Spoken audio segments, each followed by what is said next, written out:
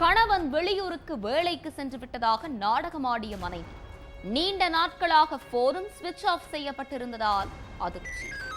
மனித எலும்புகளை கவ்விக்கொண்டு சாலையில் திரிந்த நாய்கள்.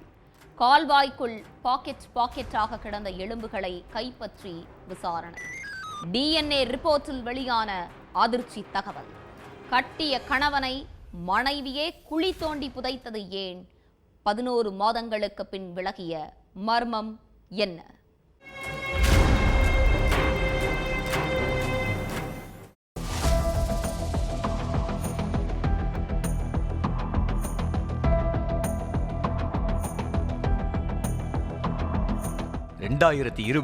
நவம்பர் 3ஆம் தேதி பேர பசங்களை பார்க்க மகன் சிவ் பேரோட வீட்டுக்கு போயிருக்காங்க தாய் சாவித்ரி.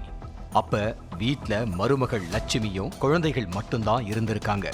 உன் புருஷன் எங்க? வேலைக்கு போயிட்டு வந்துட்டானா? அவனை கூப்பிடு, அவன்கிட்ட கொஞ்சம் பேசணும்னு சொல்லி இருக்காங்க. அதுக்கு லட்சுமி, அவரு வேலை விஷயமா குஜராத் வர போயிருக்காரு, அவரு திரும்பி வர கொஞ்ச நாட்கள் ஆகும்னு பதில் சொல்லி இருக்காங்க. அதுக்கு என்கிட்ட ஒரு வார்த்தை கூட சொல்லாம சிவ்பீர் ஏன் குஜராத் போனா? கல்யாணத்துக்கு அப்புறம் அவனோட நடவடிக்கையே சரியில்லை, உன் பேச்ச கேட்டுக்கிட்டு எங்களை மதிக்க மாட்டேங்கிறான் அப்படின்னு திட்டி இருக்காங்க. அடுத்து தன்னோட மகனுக்கு போன் பண்ணி பார்த்திருக்காங்க. ஆனா போன் ஸ்விட்ச் ஆஃப்ல இருந்திருக்கு.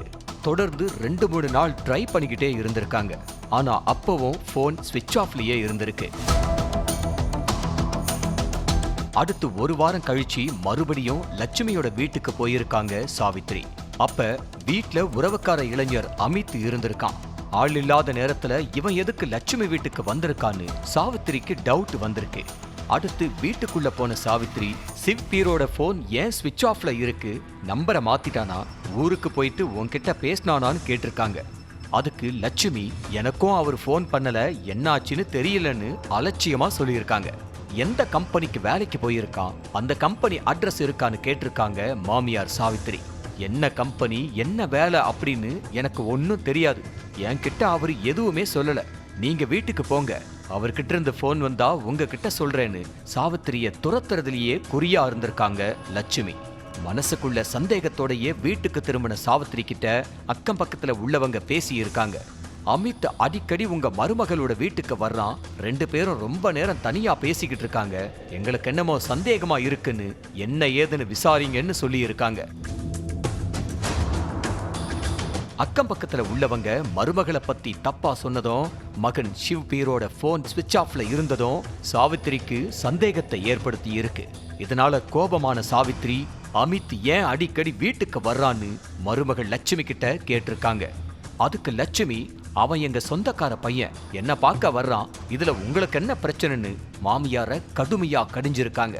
லட்சுமி பேசின விதம் சாவித்திரிய ரொம்பவே பாதிச்சிருக்கு. இந்த வீட்ல ஏதோ ஒண்ணு நடக்குதுன்னு நினைச்ச சாவித்ரி தன்னோட மகனை ரொம்ப நாட்களா காணும்னு பக்கத்துல உள்ள போலீஸ் ஸ்டேஷன்ல கம்ப்ளைண்ட் கொடுத்திருக்காங்க. இதுக்கிடையில லட்சுமியோட வீட்டு பக்கத்துல இருந்து சில தெருநாய்கள் மனித எலும்புகளை கவ்விட்டு சுத்திக்கிட்டு இருந்திருக்கு. அதை பார்த்த லட்சுமி அந்த எலும்புகளை 2-3 பாக்கெட்ல போட்டு பக்கத்துல உள்ள கால்வாயில வீசி இருக்காங்க. இந்த விஷயத்தை கேள்விப்பட்டு சம்பவ இடத்துக்கு வந்த போலீஸ் எலும்புகளை மீட்டிருக்காங்க. லட்சுமியோட வீட்டுக்கு பின்பக்கத்துல இருந்து எலும்புகள் கிடைச்சதுனால இந்த எலும்புகள் சிவ்பீரோடு தான் இருக்கும்னு போலீஸுக்கு சந்தேகம் ஏற்பட்டிருக்கு. உடனே அந்த எலும்புகளையும் தாய் சாவித்திரியோட ரத்த மாதிரிகளையும் எடுத்து DNA டெஸ்டுக்கு அனுப்பி வச்சிருக்காங்க போலீஸ். அடுத்த சில நாட்கள்ல வெளியான DNA டெஸ்ட் ரிப்போர்ட்ல அந்த எலும்புங்க சிவ்பீரோடுதான்னு உறுதியாகி இருக்கு. அந்த ரிப்போர்ட்டை வச்சு உடனே லட்சுமியோட வீட்டுக்கு போன போலீஸ் அவங்கள ஸ்டேஷனுக்கு கூட்டிட்டு போய் தங்களோட கிடுக்குப்பிடி விசாரணையில இறங்கினாங்க.